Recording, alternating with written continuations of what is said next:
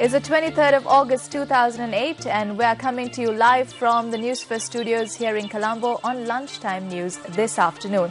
Here are the headlines. 2 sluice gates of the Rajangana Reservoir opened. Minister of Economic Development says that after a lapse of 4 decades, land in Vavuniya has now been prepared for cultivation. And Australian Prime Minister Julia Gillard arrives in Canberra for talks on forming government. Moving on to those stories in detail now. 2 sluice gates of the Rajangana Reservoir have been opened owing to the heavy showers experienced in the area. Director General of Irrigation H.P.S. Somasiri cautioned those living in low-lying areas around the Kalaoya to remain vigilant. The water level in Rajangana tank has reached the spill level, so that we have to open 2 spill gates for about 2 feet. At the moment, we are releasing about 625 cubic feet per second. So I think the people living in the Kalaoya basin downstream of Rajangana will have to take some action because water level in the Kalaoya will rise slightly. So don't get alarmed. So we'll be closing the gate about in the evening.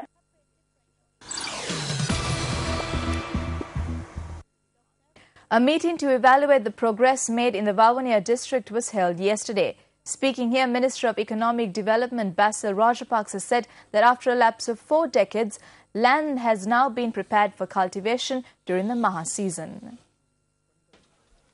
The meeting held at the Vavuniya District Secretariat focused on the progress of the programs launched to resettle internally displaced persons in the north and the programs to develop infrastructure facilities.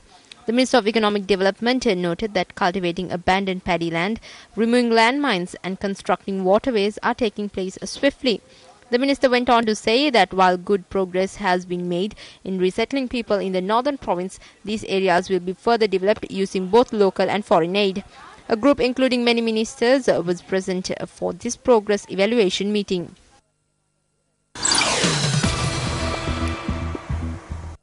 The Department of Archaeology has decided to bring down a foreign expert to examine the frescoes at the Sigiriya rock fortress, which have allegedly become discoloured owing to a chemical that was applied to preserve them.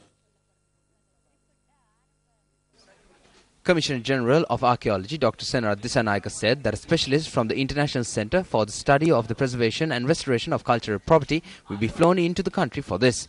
He noted that after the specialist studies the allegedly discoloured frescoes, he will propose a new program to preserve the frescoes for a long period of time. Speaking further, he pointed out that with the lapse of time, any artifact will be destroyed. Meanwhile, in addition to the foreign specialist, a team of local archaeologists are to study the frescoes as well. Dr. Senara Dissanayake said that this team will be headed by Professor Nimal De Silva.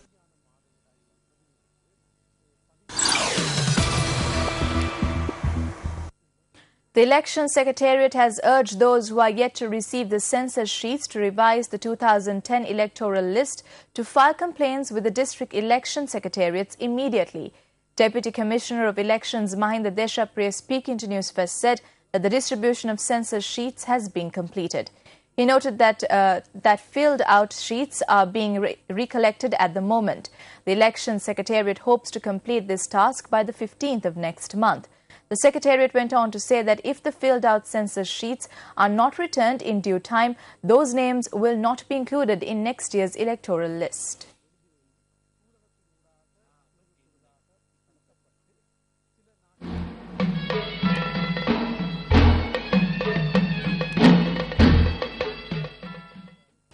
The 4th Randoli Perahera of the Kandy Asala Festival will take to the streets tonight. A large number of people continue to throng Kandy in lieu of the parade scheduled to take place tonight amidst much beauty and grandeur. Many dance items which are unique to the Kandy Perahera are also scheduled to take place today. According to our correspondents, more than 100 elephants will parade in today's Perahera. The Kandy Asala Festival will conclude with a water cutting ceremony on Wednesday.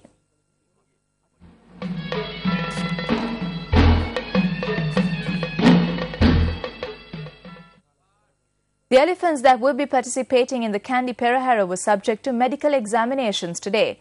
News First caught up with Dr. Ashoka Dangala at his clinic, who shared these views.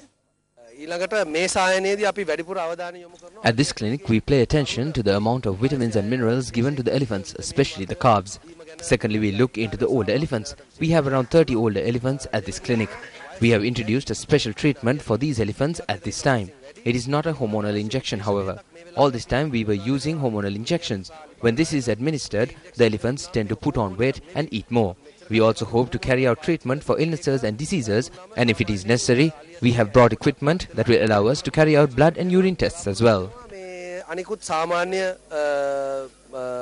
අසනීප ලෙඩ රෝග ගැන පරීක්ෂණ පවත්වන්න අවශ්‍ය වුණොත් රුධිර sample පරීක්ෂා කරන්න මල මුත්‍රා පරීක්ෂා කරන්න අපි බඩු ඔක්කොම මේ වෛද්‍ය පහසුකම් ඔක්කොම මේ ස්ථානෙට ගෙනල්ලා තියෙන්නේ.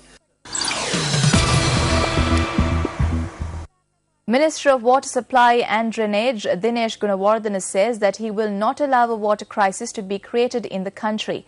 The minister made this statement while declaring open a new water management project in Godatua New Town yesterday.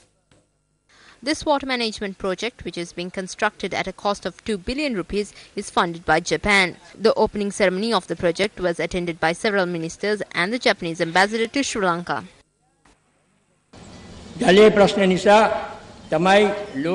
Water is going to be the cause of the next world war. There is a water problem everywhere in the world. Some countries may decide to invade other countries because of this. Sri Lanka is one of the countries with water. I would like to say that President Mahinda Rajapaksa is working diligently to preserve water as much as possible and provide pure drinking water to the people.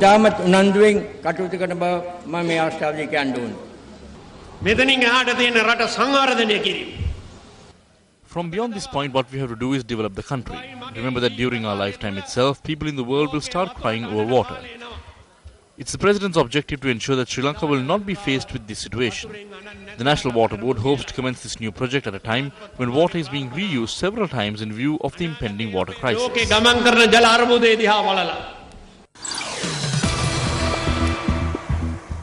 Take a look at some international news now. An ex-policeman armed with a high-powered assault rifle hijacked a bus carrying more than 20 Hong Kong tourists, including children, in the Filipino capital of Manila. Reports reveal that 6 hostages, 3 of them children, were released by the gunman about 3 hours after the standoff began. Police said they were negotiating with the gunman, a former policeman who was discharged in 2007 for his alleged involvement in drug-related crimes and extortion, and was demanding to be reinstated.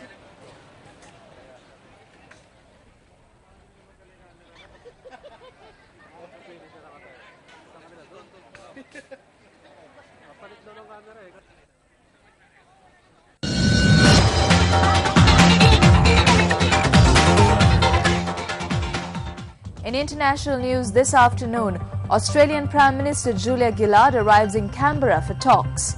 4 decapitated bodies found hanging from a bridge in Mexico, and floods due to heavy rains cripple normal life in northern India.